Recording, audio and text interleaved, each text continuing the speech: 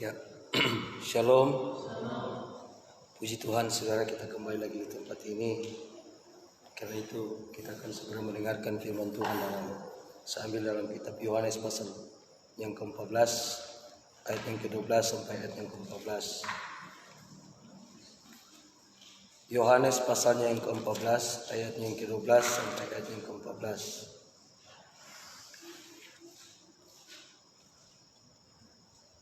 Ya.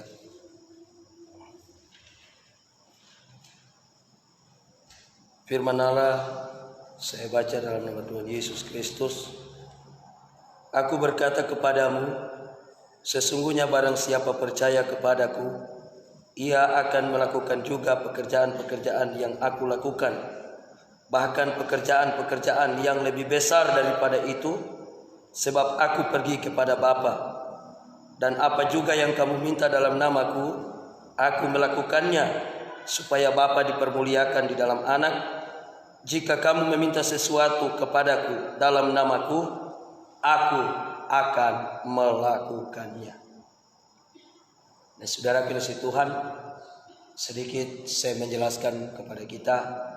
Mungkin ada yang bertanya-tanya, seperti ini Pak Pendeta, kenapa dia tidak suka yang disebut latar belakang? Kenapa, saudara?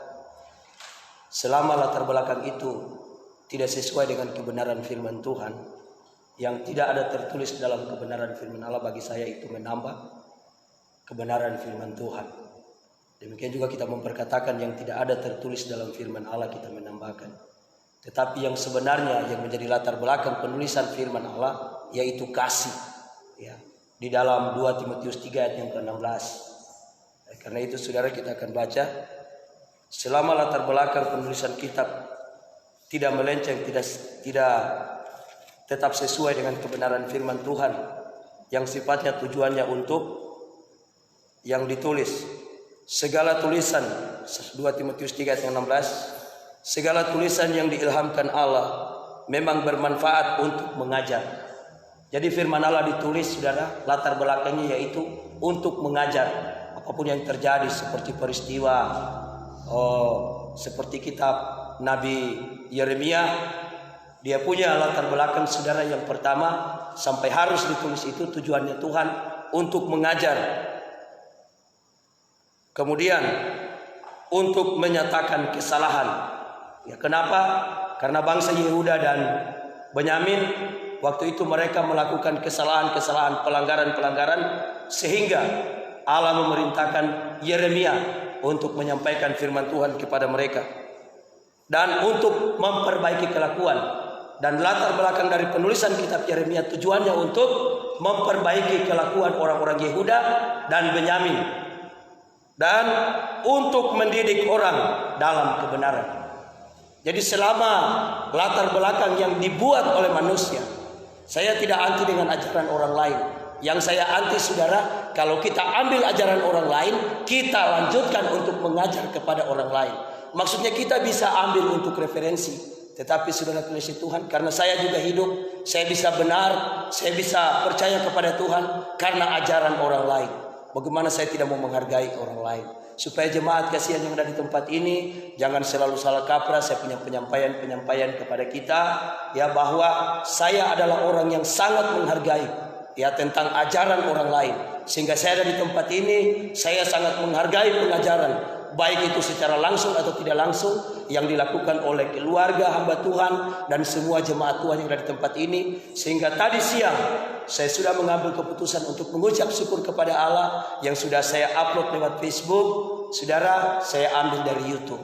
Saya punya penyampaian bahwa saya punya keyakinan juga ini, saudara, mungkin karena memang sesuai dengan pengalaman saya yang saya alami. Tidak mungkin saya menyampaikan firman Tuhan tidak sesuai dengan pengalaman yang saya lalui. Ya. Kalau ada firman Tuhan bahwa luar biasa, kok ini orang bisa mengajar, bisa menyampaikan, punya pengetahuan tanpa belajar. Ya, di dalam Yohanes 7 ayat yang ke-15. Saudara, saya sampaikan di dalam doa saya bahwa kalau lalu ini keyakinan saya tidak jadi berangkat pulang tanggal 22, tanggal 26 Maret oleh karena iman seseorang yang ada di tempat ini. Sehingga saya sampaikan di dalam doa saya, Tuhan betul-betul saya sudah rindu pulang kepada saya punya jemaat, kepada saya punya keluarga. Sudah 3 bulan saya tinggalkan mereka. Kalau bisa saya hubungi lewat telepon, ya tidak apa-apa. Tetapi sayang sama sekali, tidak ada jaringan di sana, tidak bisa saya telepon mereka. Sehingga saya memohon beberapa kali, sekalipun saya hanya singgung kepada Pak Benyamin untuk mendoakan saya. Ya. Karena itu ada alasan tertentu. Kenapa? Oleh karena imannya saya tidak berangkat. Sekalipun memang ada rencana Tuhan, sekalipun memang ada maksud Tuhan, kita tidak bisa menyimpang dari maksud Tuhan. Segala sesuatu terjadi, tetapi ada alasannya dari Tuhan. Ada juga yang menjadi pemicu sehingga itu tidak terjadi. Ada juga yang menjadi pemicu sehingga itu terjadi. Karena itu saya bersyukur kepada Tuhan. Pak Benyamin sudah doakan saya tadi malam. Ya semoga tanggal 6 kah atau tanggal 8 atau tanggal berapa, ya saya bisa pulang. Haleluya. Luar biasa. Jadi ini yang akan kita lakukan, saudara kekasih Tuhan. Sekali lagi saya Pendeta Hendra Lasibu, ya, sampai saya bisa selamat berdiri melayani Tuhan, itu karena orang lain. Baik mereka doakan saya, apalagi mereka yang mengajar saya, ya. Tetapi jangan kita jadikan ajaran orang lain untuk mengajar kepada orang lain. Karena belum tentu semua ajaran itu sesuai dengan kebenaran firman Allah. Ya. Karena itu tadi kami sharing dengan anak saya Yosua. Ya, kalau beberapa waktu yang lalu saya kalah dari dia. Ya. Tetapi tadi dia memang tetap ngotot. Ya. Jadi kami sudah satu sama. Ya, dia sudah terima. Yang saya sampaikan tadi malam masalah persembahan dari percabulan, dia tidak mengerti. Berarti selama ini dia kasih contoh seperti ada yang menikah, ya. Saya bilang bukan itu, tetapi untuk di tempat kami biasa orang yang membuat kesalahan mereka didenda. Jadi untuk pengganti kesalahan mereka maka harus memotong hewan, ya. Oleh karena mereka berbuat hal-hal di luar kehendak Tuhan, seperti ada perselingkuhan, persinahan, sehingga lembaga adat memutuskan mereka didenda untuk ganti kesalahan mereka. Tetapi ketika pada acara pesta pernikahan ataupun acara-acara syukuran doa lainnya, orang yang mungkin sudah kawin duluan sebelum menikah, itu saudara kita hadiri. Karena memang apa? Harus demikian, harus orang dikuduskan. Karena bagaimana nanti anak mereka, sehingga kita bersukaria di hadapan Tuhan, bukan ke pesta pora. Ya, sekali lagi jangan sampai dibilang Pak Pendeta Hendra Lasibu mengajar untuk berpesta pora. Kita bersukaria di hadapan Tuhan, karena untuk itu kita hidup. Karena siapa manusia yang tidak pernah salah? Karena itu pada malam hari ini saya mau katakan kepada saudara, hanya dengan modal percaya kepada Yesus, kita lakukan pekerjaan yang besar. Kita lakukan perkara-perkara yang besar di hadapan Tuhan. Tadi saya sempat tumpangkan tangan sama Ibu Damaris. Saya punya penyakit itu panas dalam. Seringkali saya punya bibir pecah-pecah, sariawan, susah muan. Tetapi saya gumuli di hadapan Tuhan. Sehingga ini sudah kurang lebih 3 tahun. Saya tidak pernah alami lagi, saudara. Ya sekalipun tenggorokan saya kering saat ini, kita berdoa kepada Tuhan. Ada yang posting tadi, oh status baru yang diturunkan oleh pemerintah bukan memberikan pergerakan bebas bagi kita, tetapi untuk dalam hal ekonomi dibebaskan. Tetapi masalah jaga jarak apa? Karena sampai hari ini, saudara, penangkal daripada virus corona itu belum didapat. Atau apakah itu bakteri atau apa? Ya kenapa sampai manusia rubah-rubah? Ya, tidak perlu, saudara. Tidak ada juga faedahnya kita mau tahu itu virus kah, itu bakteri kah, pokoknya itu penyakit yang siap masuk dalam hidup kita kalau kita tidak berjaga-jaga. Nah, belum ada penangkal. Sementara kita katakan bahwa Yesus adalah tabib yang ajaib. Tidak ada yang mustahil bagi Yesus. Ya. Bersama Yesus kita lakukan perkara-perkara yang besar. Kenapa sampai kita anak Tuhan tidak mau berkata seperti itu? Kita manusia berusaha untuk mencari pengobatan, mencari kesembuhan di tempat lain. Apakah saya pernah persalahkan? Tetapi yang saya persalahkan, kalau kita tergantung kepada itu. Sekali lagi saya katakan saudara, kalau kita bergantung kepada hal-hal dunia, bukan berarti kita tidak memerlukan lagi bantuan kepada mereka. Kita selama masih ada hidup di dunia, selama kita masih ada di dunia yang disebut persekutuan, kita hanya bisa hidup oleh karena orang lain. Bantuan orang lain kita sangat butuh. Kita tidak bisa berjalan sendiri, bergerak sendiri. Seperti ini, sekalipun saya punya iman mau bisa pergi ke Sulawesi, tetapi kalau pesawat tidak ada, kapal laut tidak ada, mau sampai di mana saya punya iman saya mau pakai, saudara. Sekalipun saya mau minta siang malam makan 1 bulan, mau 1 tahun saya tidak pernah makan, berdoa dan berpuasa di hadapan Tuhan. Kalau yang punya pesawat, saudaraku, tetap tidak kasih dia punya pesawat. Ini yang disebut, saudaraku, seperti dicontohkan pernikahan di dalam Matius 19. Ada orang yang menikah memang sejak dari dia lahir tidak bisa menikah. Ya, ini rahasia besar itu tentang itu. Ada orang yang menikah oleh karena orang lain tidak bisa menikah. Ada orang yang tidak bisa menikah karena memang keinginannya sendiri demi untuk kemuliaan nama Tuhan. Karena bersifat bicara menikah di dalam iman kita orang percaya, bukan hanya menikah secara daging, tetapi menikah secara rohani juga. Berbicara tentang kita menikah dengan kepercayaan kita kepada Tuhan, kita menikah dengan iman kita kepada Tuhan, kita menikah, saudaraku, dan pernikahan yang abadi itulah pernikahan kita sebagai mempelai, saudara, dan Yesus adalah kita sebagai mempelai perempuan dan Yesus adalah mempelai laki-laki. Ya, bukan karena nanti ada siap pernikahan yang dipikir-pikir oleh kita manusia, pernikahan secara manusiawi, tetapi saudaraku ingat kata firman Allah, perempuan adalah teman pewaris kerajaan Allah. Yesus adalah ahli waris satu-satunya karena dia pemiliknya, saudara, tetapi dia harus menikah dengan kita, maka kita juga menjadi teman pewaris dari kerajaan Allah, yaitu kerajaannya dia sendiri yang dia buat. Sungguh banyak, saudara, pelajaran-pelajaran tentang firman Tuhan. Sekarang berbicara, kamu akan melakukan perkara-perkara yang besar. Ingat apa yang Tuhan pernah lakukan. Sehingga dia pernah berkata, saudaraku, kepada seseorang. Ya, kita lihat di dalam Markus pasalnya yang ke-9 ayat yang ke-42.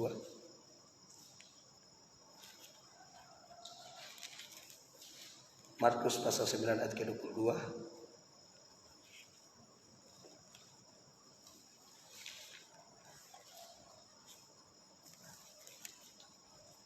Sampai ayat yang ke-24. Markus pasal 9 ayat ke-22 sampai ayat yang ke-24. Dan seringkali roh itu menyeretnya ke dalam api ataupun ke dalam air untuk membinasakannya. Sebab itu, jika engkau dapat berbuat sesuatu, tolonglah kami dan kasihanilah kami. Jawab Yesus, katamu jika engkau dapat, tidak ada yang mustahil bagi orang percaya. Amin, saudara. Tidak ada yang mustahil bagi orang percaya. Segera anak itu berteriak, aku percaya, tolong aku yang tidak percaya ini.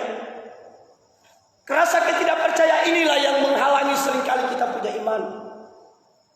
Rasa tidak percaya ini, karena itu untuk supaya kita memiliki iman, memiliki rasa percaya itu, kita berseru seperti bapa dari orang anak yang kerasukan setan ini.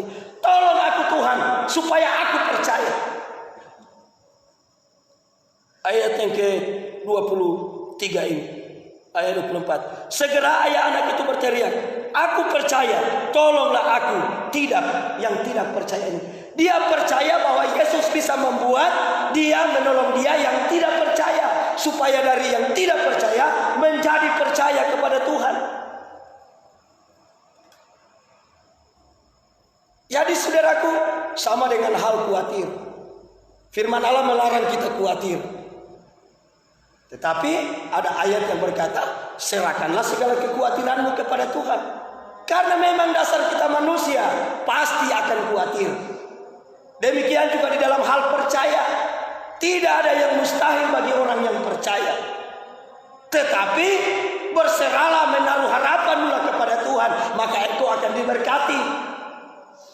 Percayalah sungguh-sungguh kepada Tuhan. Kenapa? Karena kita manusia memiliki sifat yang berbeda. Dan seringkali, saudaraku, kita memiliki pola pikiran yang berubah-ubah. Oleh karena apa? Oleh karena pengetahuan yang kita miliki, oleh karena hikmat yang kita miliki, sehingga terganjal setiap iman. Saya beri contoh, saudara. Ketika kita sakit, hikmat kita mengatakan ada dokter, hikmat kita mengatakan ada obat. Itu tidak salah. Kenapa? Karena oleh hikmat yang Allah berikan juga itu mereka ada. Obat-obatan itu ada. Tetapi dengan sendirinya saudaraku, kita punya iman pasif, tidak kita lakukan, padahal itu yang paling utama. Di dalam 1 Korintus pasal 2 ayat yang kelima, saudaraku, iman tidak boleh bergantung kepada hikmat.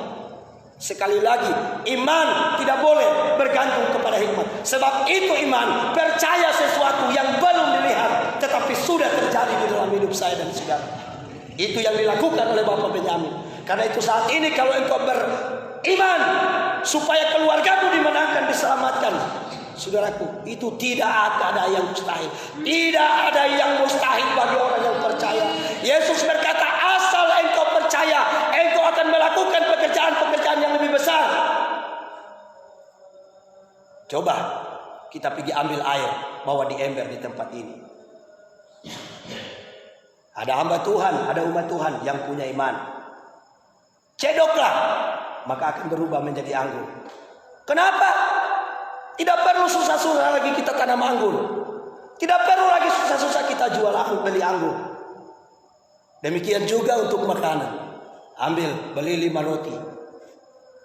Ya. Kita pecah-pecahkan dengan mengucap syukur kepada Tuhan. Dimakan oleh sebuah jemaat GBI Mawar Sarong Entro. Apakah tidak bisa? Sekali lagi ayat yang ke-14. Apa yang kamu minta di dalam namaku, aku akan melakukannya untukmu. Asal kamu percaya. Sekali lagi kata percaya. Berarti kalau kita tidak bisa melakukan, kita tidak akan bisa masuk ke dalam kerajaan surga. Kalau kita berbicara dalam hal-hal lahiriah, di dalam Roma pasalnya yang ke-14 ayat yang ke-17. Hal kerajaan surga bukan tentang hal makan dan minum. Berbicara tentang roti jasmani, berbicara tentang anggur jasmani, berbicara tentang air jasmani, berbicara tentang makanan-makanan jasmani, berbicara tentang rumput-rumput jasmani. Semua itu berbicara tentang dunia, duniawi, bukan berbicara tentang hal kerajaan surga. Pekerjaan Yesus kan, air menjadi anggur. Amin saudara. Itu pekerjaan Yesus. Dan saudara bisa melakukannya untuk membuat air menjadi anggur. Siapa yang sudah pengalamannya hidup lama? Adakah manusia, hamba Tuhan yang dipakai oleh Tuhan, sudah melakukan itu? Bagi saya, sudah sangat banyak mereka melakukan itu. Ingat saudaraku yang dikasihi Tuhan, firman Allah dan air, roti dan air itu berbicara tentang firman Allah. Sehingga dia berkata, akulah air kehidupan. Siapa yang minum, dia tidak akan haus lagi untuk selama-lamanya. Akulah roti kehidupan. Siapa yang makan, dia tidak akan lapar lagi untuk selama-lamanya. Itu berbicara tentang kebenaran firman Allah. Dan kebenaran firman Allah itu yang berbentuk air diubahkan menjadi anggur. Kenapa? Karena ketika kita menerima kebenaran firman Allah, kita hidup dalam sukacita, yaitu sukacita berbicara memuji-muji Allah, memuliakan nama Tuhan. Coba saudaraku yang saya Tuhan, saya saksikan kemarin dulu malam, hari Minggu malam, di saat saya minta izin sama Pak Gembala. Tetapi karena sukacita yang mendorong saya ada kegerakan, maka seolah-olah saya punya tenggorokan sembuh. Sampai pada saat ini mau berbicara tentang kemanusiaan saya, tidak sanggup lagi mau berkata-kata. Tetapi oleh karena saya punya sukacita melayani Tuhan, yang membuat saya sehat terus, membuat pencernaan saya untuk menerima firman Allah, membuat saya punya badan yang lemah menjadi kuat, karena sukacita yang Allah berikan untuk terus semangat giat melayani Tuhan.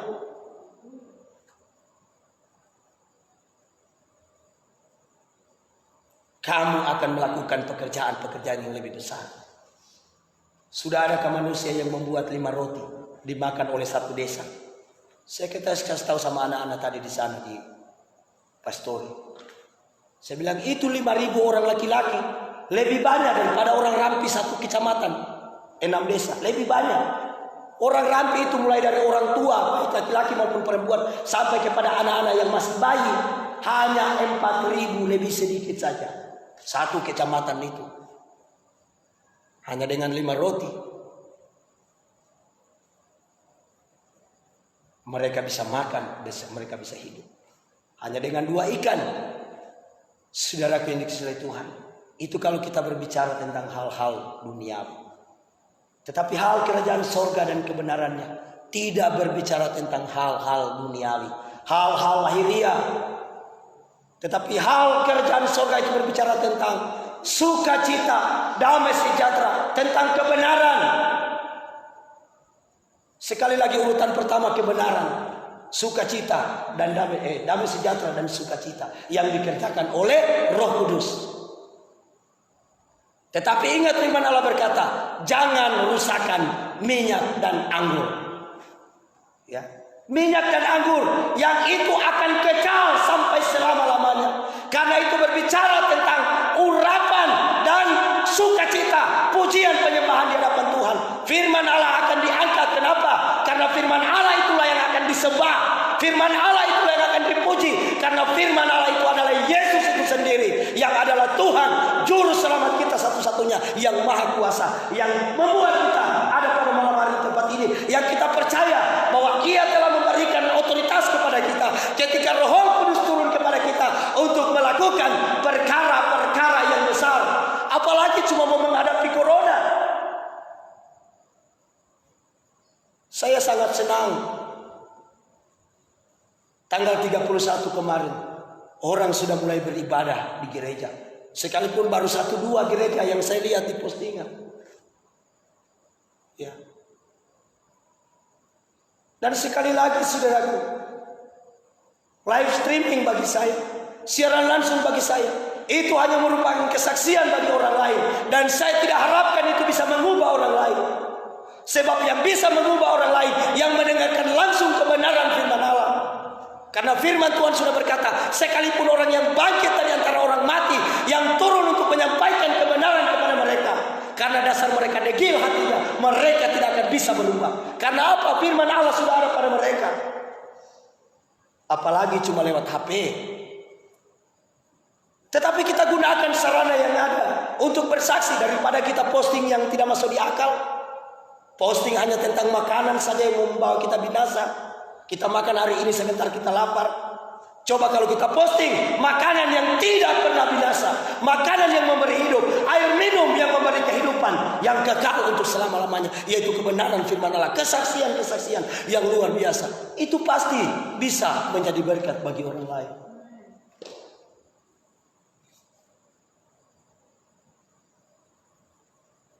Kita akan melakukan perkara-perkara yang besar. Karena tidak ada yang mustahil bagi Tuhan. Dari tempat ini, bukan hanya sebagai gembala, sebagai umat-umat Tuhan. Karena itu kita mulai dari Yerusalem untuk menjadi garam, untuk menjadi terang, untuk memberi dampak rohani bagi orang lain. Sehingga kita bisa untuk mengubah air yang beberapa tempayan bisa menjadi anggur. Orang-orang yang hanya hidup sebatas mengenal akan firman Allah, tetapi tidak hidup dalam pujian dan penyembahan, yang akan memberikan mereka kesukacitaan. Sehingga di dalam Yohanes pasal 2 ayat yang terakhir, orang biasa menjanjikan yang baik dulu, setelah itu baru yang tidak baik. Tetapi firman Allah datang, yaitu Yesus. Maka terjadi orang menyajikan yang baik, dan makin habis makin yang lebih baik lagi yang disajikan untuk menjadi perjamuan. Saudara kasih Tuhan, yang sudah kita berikan baik, maka kita akan berikan yang lebih baik, makin hari makin lebih baik. Karena ku mau sepertimu Yesus, disempurnakan selalu. Kita orang percaya kepada Tuhan, mustahil kita akan melihat Tuhan, mustahil kita akan masuk dalam kerajaan surga kalau tidak menjadi sempurna di hadapan Tuhan. Padahal Yesus sudah berkata di dalam Matius pasal 19 ayatnya yang ke-16 ayat 17 sampai ayat 16, 17, 18. Ada seorang datang kepada Yesus dan berkata, "Guru, perbuatan baik apakah yang harus kuperbuat untuk memperoleh hidup yang kekal?" Jawab Yesus, "Apakah sebabnya engkau bertanya kepadaku tentang apa yang baik? Hanya satu yang baik. Tetapi jikalau engkau ingin masuk ke dalam hidup, turutilah segala perintah Allah." Nah, sampai di situ saja. Ingat saudara, jawab Yesus, "Apakah sebabnya engkau bertanya kepadaku tentang apa yang baik?" Padahal ini orang sudah melakukan kebenaran firman Tuhan sejak dari masa kecilnya, masih masa mudanya. Dia sudah lakukan semua hukum Musa, tetapi dia masih bertanya lagi kepada Tuhan, "Apa yang harus aku perbuat Tuhan, supaya aku berkenan kepada Tuhan, ya supaya aku memperoleh hidup yang kekal?" Dia bilang tidak ada yang baik selain daripada kita melakukan perintah Tuhan. Kata perintah Tuhan ini saudaraku, maka itu yang membuat kita menjadi percaya. Sehingga Yesus berkata di dalam pembacaan kita pada malam hari ini, "Aku berkata kepadamu sesungguhnya, barang siapa percaya kepadaku, ia akan melakukan juga pekerjaan-pekerjaan yang telah aku lakukan, termasuk membangkitkan orang mati, termasuk membuat orang yang tuli bisa mendengar, termasuk membuat orang yang buta bisa melihat, termasuk membuat orang yang lumpuh berjalan, orang yang bungkuk bisa tegak berdiri. Demikian juga orang, saudaraku, yang butuh makanan kita bisa beri makan. Orang yang hanya minum air, kita berikan anggur untuk mereka nikmati.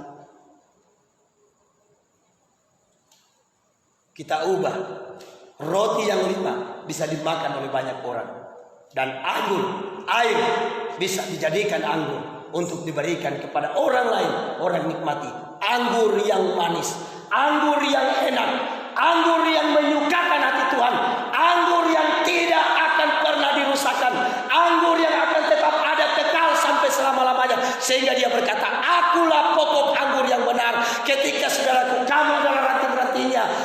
Kita memberikan buah-buah anggur kita kepada orang lain, tetapi yang dikenal adalah pokok anggur itu. Yang dilihat adalah pokok anggur itu.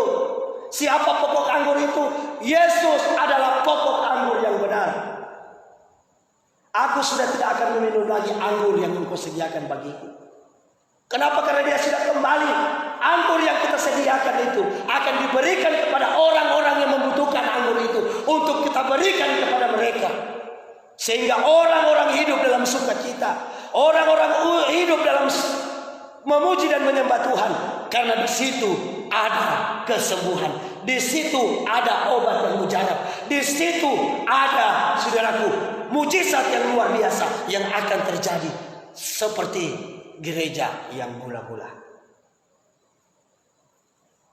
Saudara siap untuk melakukan perkara-perkara yang besar? Karena itu kita penuh dengan roh. Ada yang mempertanyakan, seberapa pentingkah urapan Roh Kudus itu dalam kehidupan kita? Ingat saudaraku, kita manusia adalah manusia yang lemah, mudah terpengaruh, mudah pada keinginan daging.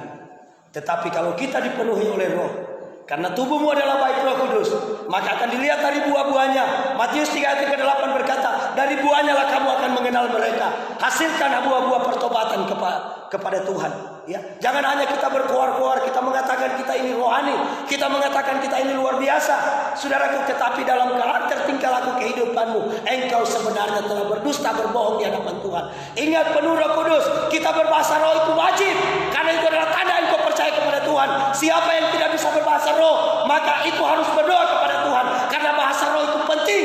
Siapa bilang tidak menyelamatkan? Karena itu adalah tanda engkau menjadi percaya kepada Tuhan. Tetapi untuk bisa menilai apakah orang itu berbahasa roh sungguh-sungguh kepada Tuhan, orang itu bernubuat sungguh-sungguh kepada Tuhan, orang itu menyampaikan firman sungguh-sungguh kepada Tuhan, apakah firman yang disampaikan oleh hamba Tuhan itu benar atau tidak, kita hanya bisa nilai dari kehidupan kesehariannya sebagai surat Kristus yang terbuka, yang dibaca oleh semua orang. Kalau memang dia hidup dalam buah-buah roh, Dia memiliki sukacita, dia memiliki kebaikan, dia memiliki kasih, dia memiliki kemurahan, dia memiliki kebaikan, dia memiliki pemuasan diri. Ada 9 buah roh dia miliki di dalam hidupnya. Berarti apa yang dia sampaikan bukan palsu, tetapi asli. Dia yang berbahasa roh di dalam gereja, dia berbahasa roh dalam arah sedang persekutuan, bahkan di atas motor pun dia berbahasa roh. Kalau hidupnya, saudaraku, menjadi celah bagi orang lain, itu tidak benar, itu palsu. Itu cara kita untuk membedakan bahasa-bahasa roh, membedakan macam-macam roh, membedakan segala apa yang terjadi di hadapan kita. Benarkah orang ini menyampaikan firman Tuhan atau tidak? Apakah dia hanya menggunakan betul hikmat akal budi yang dia miliki, atau mungkin dia punya karena kepandaian mengolah bahasa kata-kata, saudaraku, atau memang sungguh-sungguh daripada Tuhan? Dilihat dari perbuatan kehidupan dan keseharian. Sebab orang yang benar-benar menyampaikan firman Allah yang ya dan amin, saudara, disertai dengan kesaksian hidup yang menghidupkan firman Allah itu, yang disampaikan kepada setiap orang yang berkenan. Tuhan memperdengarkan perkataannya. Karena tidak semua juga orang, saudara, Tuhan berkenan memperdengarkan firman-Nya. Ada juga orang yang Tuhan memperdengarkan kutukannya, hukumannya. Karena firman itu memberi hidup, firman itu memberi sukacita, firman itu memberi kemenangan. Tetapi kalau firman Tuhan sudah keluar dalam berupa kutukan, saudara, itu karena memang kesabaran Tuhan sudah habis pada kita. Kenapa? Karena kita berlaku munafik. Orang yang munafik ini, saudara, yang sangat tidak disukai oleh Tuhan. Kenapa? Bilang kita percaya, aku percaya, tetapi ada persoalan, kita segera mundur. Karena itu, saudara, apa yang kamu minta di dalam namaku, dikatakan di dalam ayat terakhir 1 Yohanes pasal 3 ya, ayat yang ke-22. Ya, ini pernah ini disampaikan Pak Gembala di Rampi. Dan apa saja yang kamu minta, dan apa saja yang kita minta, kita memperolehnya daripadanya. Amin, saudara. Karena kita menuruti segala perintahnya dan berbuat apa yang berkenan kepadanya. Ingat, percaya itu bukan hanya sekadar percaya itu Yesus. Kita sudah dengar hari Minggu lalu bagaimana kita percaya kepada Yesus, kita mengenal Yesus. Iblis-iblis pun mereka percaya, bahkan mereka gemetar. Tetapi dikatakan yang percaya kepada Yesus, bagaimana kita hidup berkenan kepadanya, melakukan kebenaran firman Allah. Tanda yang paling dasar, paling mutlak, yaitu kita memberi diri kita dibaptis, supaya kita menggenapkan seluruh kehendak Allah di dalamnya. Ketika kita dibaptis di dalam Lukas pasal 7 ayat ke-29, kita menerima maksud Allah, rencana Allah bekerja dalam kehidupan kita. Ketika kita tidak mau dibaptis, kita menolak kita untuk dibaptis, saudaraku. Orang yang menolak baptisan tidak mau rencana Allah bekerja dalam hidupnya. Tetapi orang yang menerima baptisan, apa itu baptisan? Yang memberi diri untuk dibaptis, sehingga mereka dibaharui untuk menerima pengampunan dosa. Ya, jangan ada baptis orang yang tidak memberi diri, orang yang diantar. Harus yang memberi diri dibaptis. Ya. Karena itu Bapak Ibu Saudara sekalian, mari kita jemaat GBI Mawar Saron bersama saya, hamba Tuhan GPDI dari pedalaman. Mari kita berjalan bersama, sekalipun nanti kita berpisah-pisah, tetapi roh kita sama, roh kita satu. Kita akan berjuang untuk melalui pintu yang sesak, yang sempit, jalan yang sempit. Saudaraku, berjalan bersama untuk melakukan perkara-perkara yang besar yang Tuhan perhadapkan kepada saya dan saudara. Dan kita yakin dan percaya kita bisa melakukan bahkan lebih pekerjaan lebih daripada yang Yesus pernah lakukan di dalam hidup ini. Tuhan Yesus memberkati kita dengan firman-Nya. Haleluya.